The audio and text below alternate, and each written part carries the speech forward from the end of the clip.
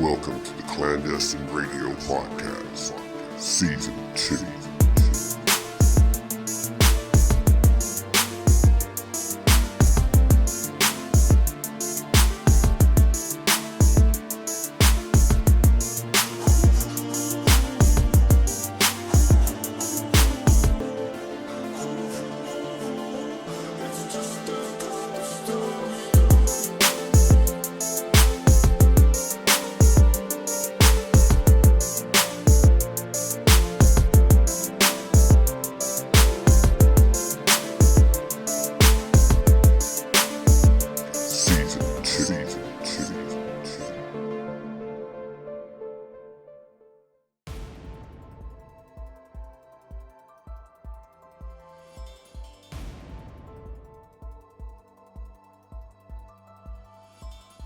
Good evening, curious minds out there, and welcome to this long overdue Btr episode in reference to Season 2, Episode 3, Nikola Tesla.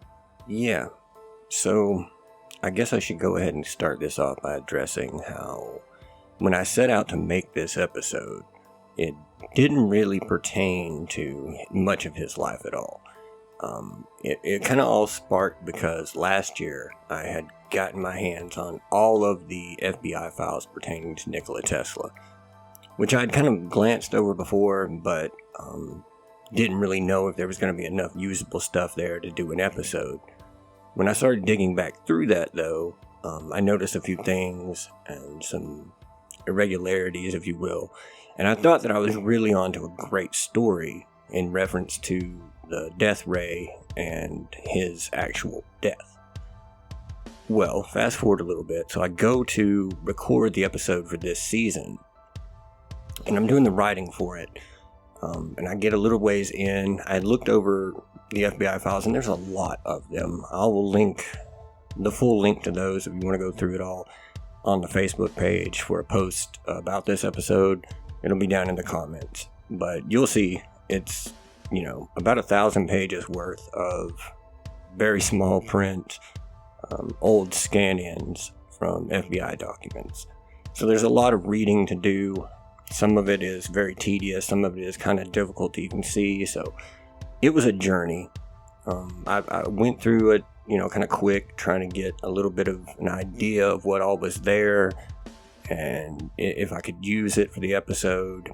And then I started writing the episode, and I went back at a certain point because I wanted to do some background on him, which I felt was, pretty important for the episode. In the process of doing that, I kind of found some things from what I thought were very reliable sources that all kind of correlated with each other and made me kind of believe that maybe I was on the wrong path with what my original idea was anyway. So I wanted to just stick to the facts as best I could. And then I started writing about his history and his life. And I got way more caught up in that than his death and about all the stuff that I really had started the episode for. So that became the major part of the episode. And then at the end, I kind of, as abbreviated and as accurately as I thought I could, piece together his death and some information on the mystery surrounding what happened to, and if it even existed, his plans for a death ray.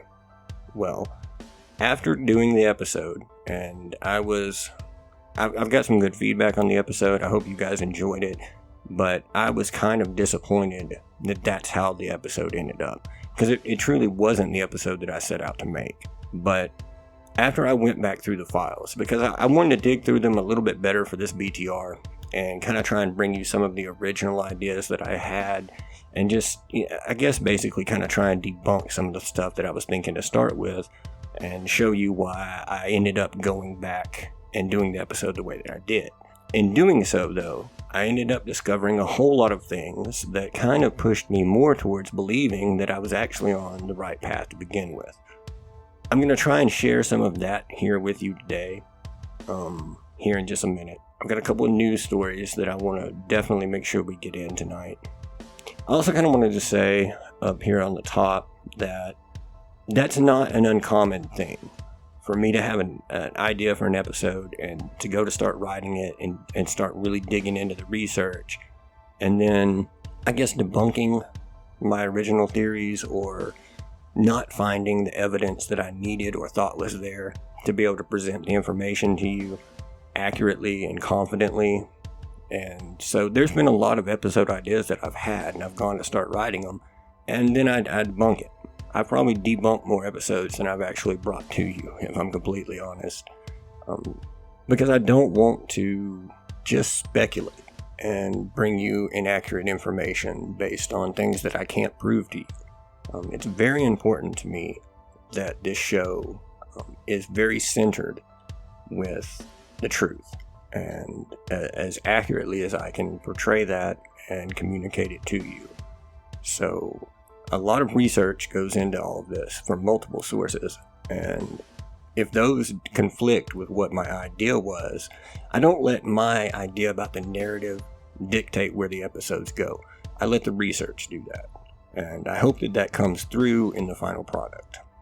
But I'll give you a little bit more on what I did find in the files, and this isn't anywhere close to everything that's in there, but just some things that I stumbled back on that I guess kind of reconfirmed what I was thinking to begin with and kind of put me back on the same path that I was. I may do a follow-up at some point. If that's something that you want to hear, let me know. I don't want to continue to just drone on Tesla forever about this, because, I mean, I could. Seriously, there's a lot there, and a lot of interesting stuff about his life and his death and his plans and everything that the man did. I've always thought he was a really fascinating figure. Largely misunderstood figure. I think most people kind of only have one angle on the man, when he was a very multifaceted and interesting character. But before I forget about it, I also wanted to ask if you guys had happened to catch that New York Times fluff piece that they did on the deep state. If you haven't, you should definitely go and watch that, because the New York Times not only admits that the deep state is real, but they also make it clear in no uncertain terms that they are your bestest friends and that you have every reason to love them, and they do their best to humanize them. It's pretty gross. It's definitely worth a watch. I think that it's compelling, and kind of clearly illustrates the marriage that we have going on between the fourth branch of the government, the media, and the state. At this point, it's beyond obvious. This goes way, way beyond the mockingbird media, if you will. It's a complete unified front of government information censoring and control. Anyways, let's go ahead and jump into these FBI files for a minute. I'm going to go over a couple of things that I found and make a few little corrections to some things that were said in the episode, which actually came from official sources or whatever. But a lot of that ended up getting, I guess, kind of rebuked by what I found within these files. So, most of the files, if you go into the first folder or whatever, it's going to start off at his death, and, well, technically talking about the death ray, I guess, but it basically picks up after his death, even though they were following him and watching him well before that. We'll get into that a little later, but the first thing is just that, like the New York Times article, they also mentioned that he actually died on the 8th and not the 7th, which I found kind of weird, because pretty much every official source that you go through, no matter where it is going to tell you that he died on the 7th. Apparently that is not the case. According to the FBI, he actually died on the 8th. And Kasanovich, his, estranged quasi-nephew or whatever, along with George Clark and Kenneth Sweezy and 3 managers from the hotel, are the ones that actually went into his room that night, first to open the safe and to, they say, to find his will. And Sweezy took a book that he had made for him that was like, I think it was mostly like press clippings and stuff like that. Kasanovich took 3 photos of Tesla, and all of their testimony states that nothing else was removed from the room. Alien Affairs are the ones that actually came in the next day. I'm not sure if I said FBI or Alien Affairs. A lot of sources say FBI, a lot of sources say both. It was just, apparently according to the FBI anyway, it was just the Office of Alien Affairs. And they had no real jurisdiction because Tesla was a naturalized citizen at this point. But they still went ahead and seized all the property because they were afraid it was, going to fall into the wrong hands or whatever. They were well aware of the technologies that he was working on, or supposed to be working on anyway. So they took all of that. They took like 2 full truckloads of boxes of files into a storage warehouse. And then they held it there for 2 days. After which, a department from DOJ went into the warehouse, and they were the only ones to go through it for quite some time. It also, which I found very interesting, names Fitzgerald as being an informant, and that Fitzgerald told the FBI of his torpedo plans that he was working on and the death ray plans, and spoke of knowing locations of plans and personal effects of Teslas, and was keenly interested in a working model of a device that was given to the Governor Clinton Hotel, like collateral basically. It was about a debt that he still owed the hotel, and they put it in a safe deposit box, and they refused to actually turn that over to the FBI unless they got their payment. I could not find, with what I went through, what that was. They had a lot of trouble, even the FBI had a lot of trouble getting to that and figuring out what that was. So the next part of the files is just letter after letter after letter to the FBI. And those all came in after a guy named John J. O'Neill published a book called Prodigal Genius. And it was that book, that was the first time that it was ever stated that the FBI was involved in the raid.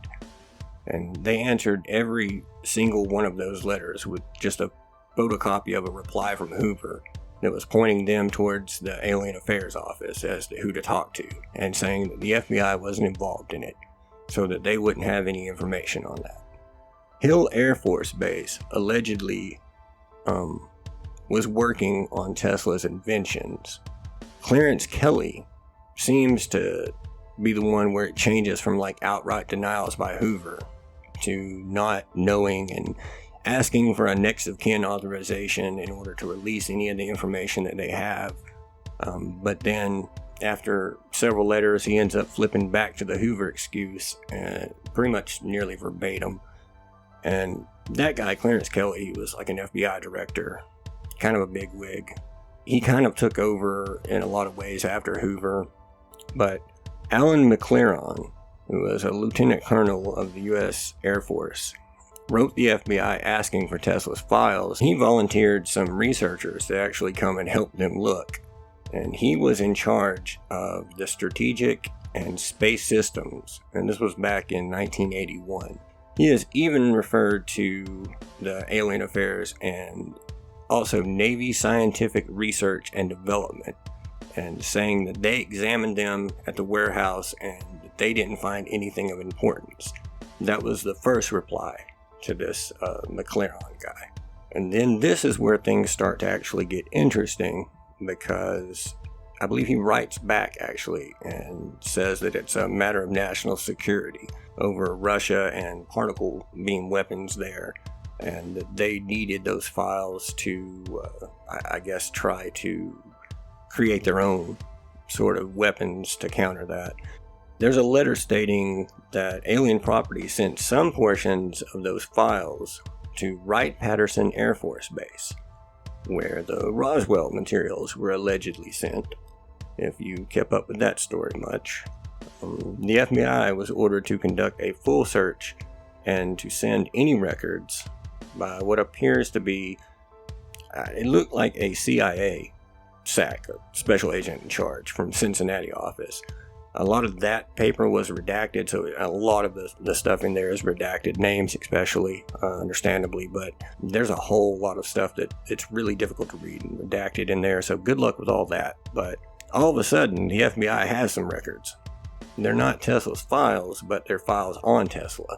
And the day before his death, Tesla had apparently reached out to the War Department in Washington to offer patents and inventions, but he wasn't able to reach, quote, the proper authorities, end quote, There's some more information that Fitzgerald was now stationed at Wright-Patterson Air Force Base, and that Fitzgerald was told the plans by Tesla, and that he then developed an anti-tank gun, and that Tesla made corrections in the design and specs in order to perfect the weapon.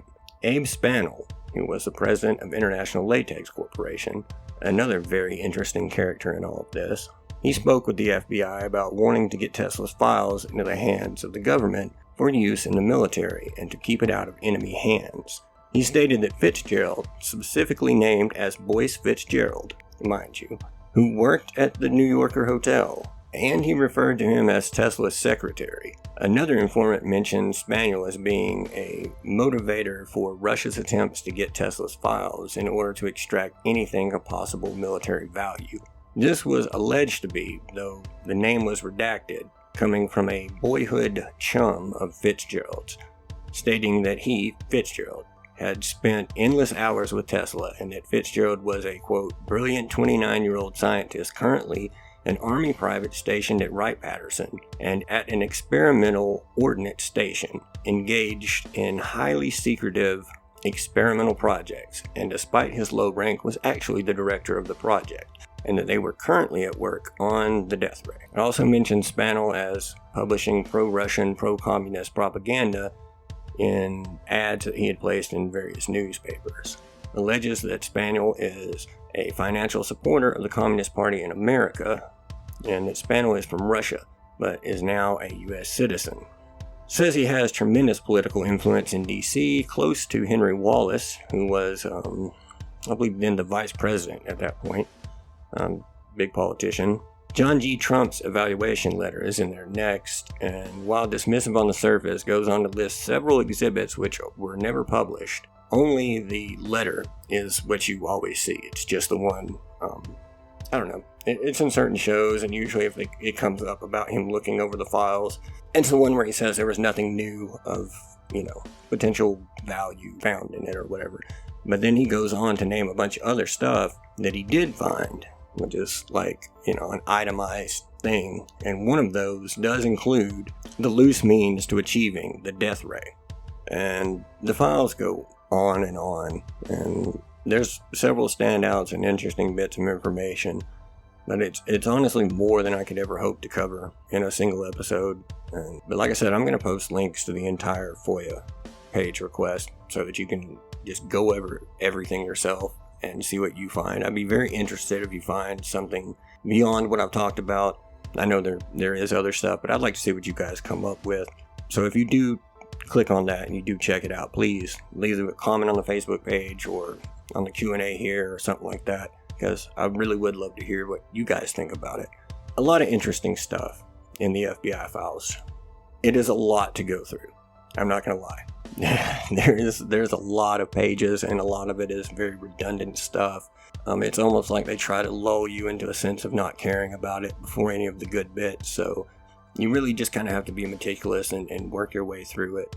I'm still working. There's still more that I haven't gone through. I've made a lot of other little notes, but stuff that I just didn't feel like we needed to go through in this episode, or it would be an entire episode at least, onto itself. Well, with all of the Tesla stuff kind of caught up, I guess you can kind of judge from that sort of where I was going with the original story. I was definitely more focused on his death and the oddities around it and the conflicting narratives and the death ray plans, what ended up happening, kind of what the end of the episode ended up being, but a much longer version of that with a lot more detail that I just couldn't really find at the time. So it kind of ended up being a lot more about his background and his life and the things that he invented and didn't get credit for, and some of the mythology around Tesla, and just kind of, I guess, an overall appreciation for who the guy was, which I thought was equally important. But if you are interested in the more, I guess, sort of true crime, espionage type stuff, then dig through those files and see what you find for yourself. With all that out of the way, let's go ahead and get into some news.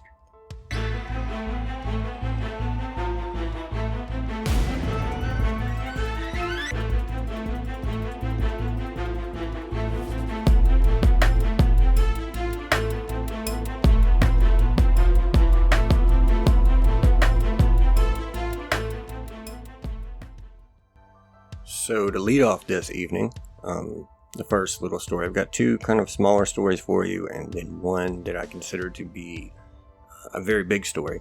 It kind of leads into some other stuff that I want to talk about. And I said I wasn't going to talk about this story when it first started coming out. I didn't really care. I did not give a damn. But the more I started to think about it, and the more when I actually read the bill and considered some other things, the more it kind of reminded me of other things. So I guess I'm going to have to get into this TikTok bill. As I am quite sure most of you are keenly aware at this point of the recent bill HR 7521, or known as the Protecting Americans from Foreign Adversaries Controlled Applications Act, as if that's not a mouthful. It flew through the House with unanimous bipartisan support on March 13th, I believe it was, and it has moved into the Senate, where it has been hung up, thankfully, for a little while, and hopefully does not manage to weasel its way through. Anyone that's familiar with me personally will know my feelings on TikTok, but as I did the last time that a bill such as this kind of came up for vote, I'm fully willing to put my personal thoughts and feelings aside and just focus in on the overreach and the unconstitutional nature of this sort of potentially First Amendment violating type of bill. Rarely, if ever, is a piece of legislation brought to vote these days that is truly focused on the matter that it's supposedly built around. There's always stuff buried in it that gives more authoritarian powers or limits freedoms in some sort of a way. And I think that anyone who lived through the SOPA days, or even the last bill like this that was supposedly aimed at taking down TikTok, you should kind of recognize that as noble sounding as this bill may try to look on the outside or on the surface, its true intentions seem to be the same as those that came before it, which obviously is to censor free speech online and to control citizens' ability to effectively communicate. At least their ideas, and definitely ones that the establishment feels are threatening to them in any way. Considering the phenomenal reach that TikTok has and what it has become as far as its global reach, there's over 1 billion users or so and counting right now. It's opened up a major Pandora's box, so to speak, of people that are looking to spread information and to get what they feel is the truth out there. There's tons of crazy people, of course, as always, but there's a lot of legitimate information that the establishment doesn't want you to hear about going around on there as well. And most of that, if not all of that information, would be de-amplified or even censored completely across the Meta or Google technocracy, I guess you would call it, that has become a major competitor to it. And the establishment's little controlled consortium of internet arbiters of truth, it kind of goes around that whole thing. And when the app took off like it did, kind of seemingly just out of nowhere, and immediately captured the short attention span of our youth, it kind of became like a bigger threat than I think they thought it was going to be. And that is why they began working to ban it so quickly. I think when they figured out what all was going on there and that it wasn't getting de-amplified in the same way that all of the, I guess, with the same level of censorship that comes along with all of their Silicon Valley counterparts, would be a way to put that, they realized it was a threat. And this kind of meets right in that intersection, like so many before it, of data privacy, digital sovereignty, and censorship efforts from the government.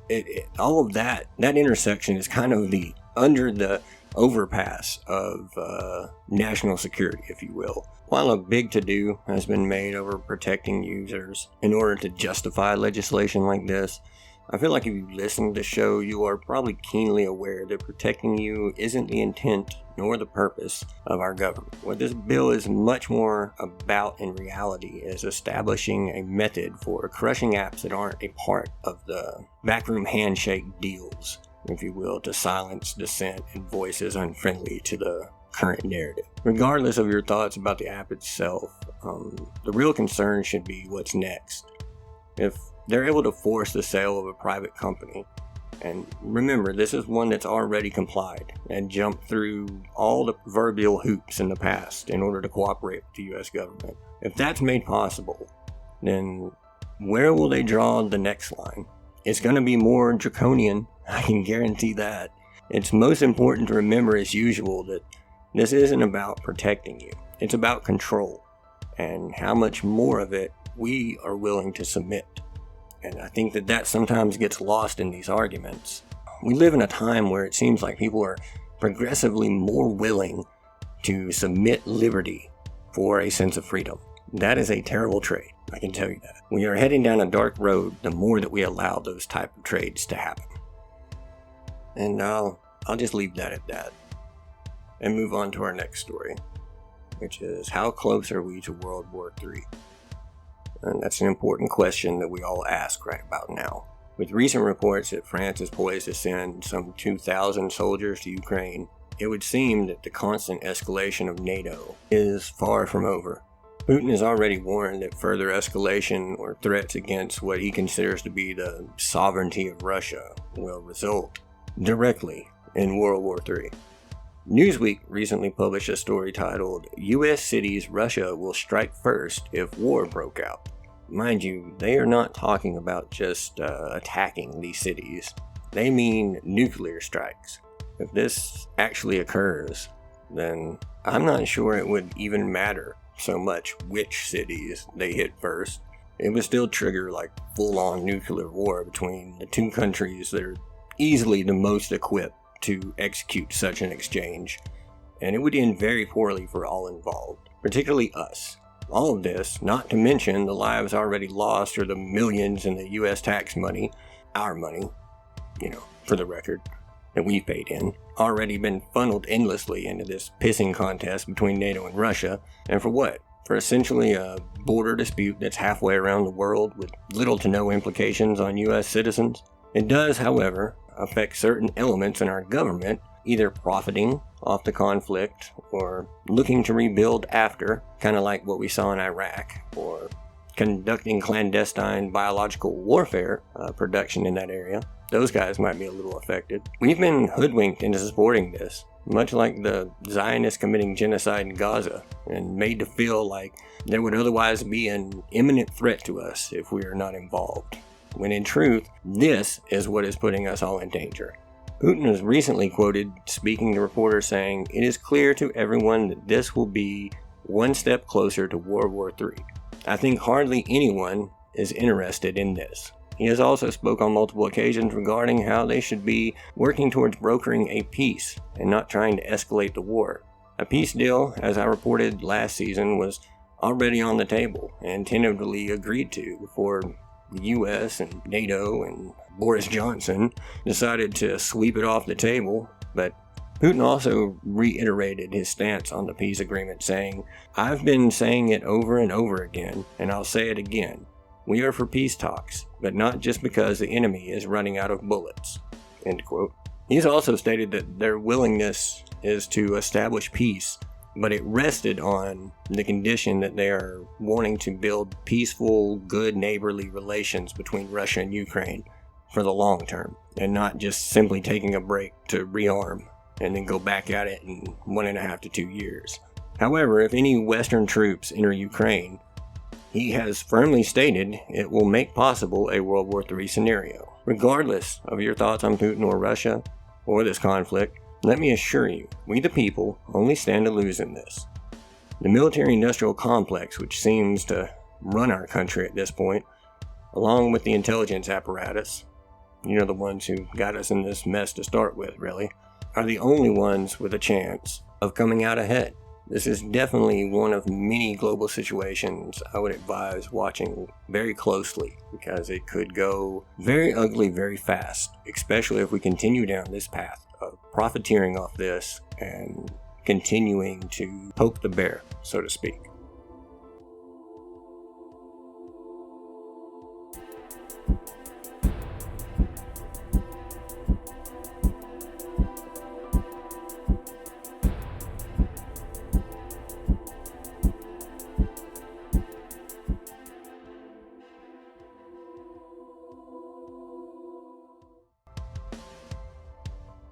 And now for our main story this evening, one that I'm sure if you've heard of this, you probably already knew I'd be covering on this episode. Imagine, if you will, you have information that is damning enough to potentially bring down a company as powerful and interconnected with the military and everything else as Boeing is. Now, imagine you've revealed much of what you know, and you plan to reveal even more, and you're given interviews left and right about it, and after years of pressure dealing with these assholes, you're finally getting your story out there, and you're relieved and a little nervous at the same time because you fear more retaliation, which you've already dealt with, because you're blowing the whistle on them, and so you're worried. You make a point even to let your family and friends know that if something was to happen to you, it wasn't, by your hand. And then one day you pull into a parking lot or get into your car in a parking lot, however the scenario is, and your whole world goes black. Your life is ended. And they call it a suicide. It's a tragic story. Almost far-fetched sounding. But it is real. And to tell you about it, first I need to go back just a little bit and get a better picture of what just occurred. To employee turned whistleblower John Barnett, 32-year employee at Boeing. He was born in Pineville, Louisiana, and John would go on to become an aerospace engineer, landing a job with one of the world's biggest names in the industry back in 1985. He enjoyed, by all accounts, a normal, productive career throughout most of his employment at Boeing. That is until around 2010, when he would take a promotion to a quality control manager position and began working at the South Carolina plant that produced the 787 Dreamliner. Noticing safety violations, he would write to senior management trying to improve these practices, but it would only result in being downgraded for what Barnett felt was putting the problems in writing, rather than just telling them about them so they could sweep them under the rug. They would allegedly advise him to get better at, quote, working in the gray areas and help find a way while maintaining compliance.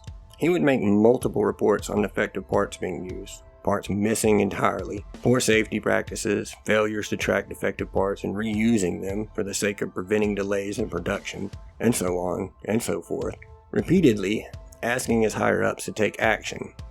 They finally would, but in the form of transferring him to another area in the plant.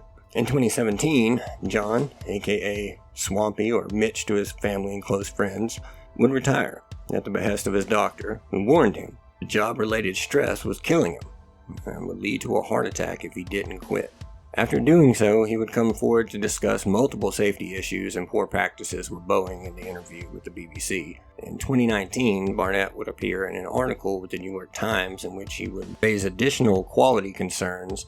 Boeing would deny his claims, however. A review by the FAA found that over 50, quote, non-conforming plane components at that facility were considered missing, and their location was impossible to determine. Finally, in the early parts of this year, following the Alaska Airlines Flight 1282 incident, with the door basically being blown completely out on it, he would issue even more warnings regarding Boeing's work culture and vehicle safety, and that all culminated in him filing an Air 21 case against Boeing, which is, it's a law concerning protecting airline safety whistleblowers, claiming that the firm had, quote, undermined his career because he had raised safety concerns at the Charleston, South Carolina plant, thus hampering his career progression and denigrating his career, end quote. The suit essentially states that Boeing was also harassing him on the job, stalling any new promotions, and ultimately forcing him to leave the company 10 years before he planned to retire. Barnett was in Charleston, South Carolina on the week of March 12, 2024 for his deposition in the defamation lawsuit against Boeing. So far, he had given his deposition and had been going through direct examination from his legal team as well as cross-examination by Boeing's. Those were on March 7th and 8th, respectively, and was, according to his lawyers, fully committed to giving his third and final day of testimony on the 9th. But when court came on the 9th, he would never arrive, and calls to his phone would go unanswered. His lawyers would reach out to the hotel and try to get them to locate him, and this is when hotel workers would end up finding him in his car, deceased from a gunshot wound to the head. The local coroner would quickly rule his death a suicide, but his attorneys would immediately challenge this claim, and they would release the following statement, quote, "We didn't see any indication that he would take his own life. No one can believe it. The Charleston police need to investigate this fully and accurately and tell the public. No detail can be left unturned." End quote. A family friend identified as Jennifer would tell an ABC affiliate station on March 15th that Barnett had warned her, "If anything happens to me, it's not suicide," and that he seemed concerned for his life at that time. In an earlier interview with the corporate crime reporter, Barnett had also exposed corruption in Boeing's military connections stemming from its 1997 merger with McDonnell Douglas, saying that, quote, "The entire team came down from the military side. Their motto was, 'We're in Charleston and we can do anything we want.' They started pressuring us not to document defects, to work outside procedures, and to allow defective materials to be installed without being corrected." End quote. It's important to note here the major role that Boeing plays in the U.S. economy, and in particular the military-industrial complex. It's one of the country's largest manufacturers and exporters, and it's a major supplier of war materials purchased by the U.S. government. Barnett is far from the first person to meet a suspicious end just before testifying to damning evidence against a critical piece of American capitalism or defense. Michael Hastings, for example, whom I've considered covering in an episode at some point, was found dead after his car seemingly ran away from him and struck a tree at 100 miles per hour while he was investigating the then CIA director and the guy we discussed some last season, John Brennan, shortly after publishing his story, "Why Democrats Love to Spy on Americans," just 11 days prior to his death. Seth Rich, former Democrat Party staffer who was at the heart of the 20,000 or so leaked emails showing extraordinary corruption between the DNC and Hillary Clinton campaign, was shot dead in a supposed and highly suspicious mugging back in 2016. We all know, of course, the story of Epstein. Well, at least part of that story. And what happened to him before he could spill the beans on what's going on with the elite. Well, I can't claim with certainty yet that foul play was in fact involved in his death. Not Epstein. It definitely was Barnett. But it did strike me as being very suspicious. Statements from Charleston police have varied depending on the source that you read, but on the 12th they did announce that they would be launching an investigation into it. Let's just hope that they stay good to that word and are able to resist what I'm sure will be coming pressure to assist in what appears to be an upcoming cover-up. I'm following this story closely, and I will follow up on it in the next episode of BTR, probably, if there's any new developments anyway. So I'll let you know whatever I find out. I also have a small, I won't call it a bonus story, I'll just say it's a commentary, I guess, that came to me after I was finishing this evening's reports. And it ties into, I guess, sort of two of the stories that we covered so far in some ways. But there are rumors and murmurs of some sort of black swan event, for lack of a better term, that's coming. And I think most of us kind of feel it. Ron Paul even recently issued that same stark warning to Tucker Carlson in an interview, saying that he believed that something like a black swan or some, quote, sudden thing is coming. With the WEF already warning about some new virus, this virus X or whatever they've got going on now, and with systems going offline left and right that feel more and more like they're testing some sort of ability to have a possible kill switch type move in place, either to simulate a widespread hacking type false flag event or simply to sow chaos amidst other events. And we've got NATO forces on the ground now in Ukraine, more to follow, as well as quasi-veiled threats from Biden that if he isn't reelected, American troops will also be deployed. The world seems to be, or at least America, poised for some sort of earth-shattering event. Every day we draw more near to the very real potential of nuclear conflict, guys, as well as martial law, something the establishment has seemingly been lusting after since the 60s or earlier, and would appear possibly to be getting at least a small test drive up in New York as we speak, with troops on the subway system enforcing checkpoints and harassing citizens left and right. We are also very close to an eclipse, one that feels a bit different than the ones that came before it, with frightening warnings being issued by officials for people to stock up on food and supplies ahead of its coming. Others are warning about sudden weather changes, and power and communication outages. Sort of like we've been seeing already recently, going back to that kill switch theory. Things certainly seem amiss. I would advise you to calmly heed those warnings. It's a good habit to always keep multiple weeks' worth of long storage food and water resources handy. That's never a bad idea.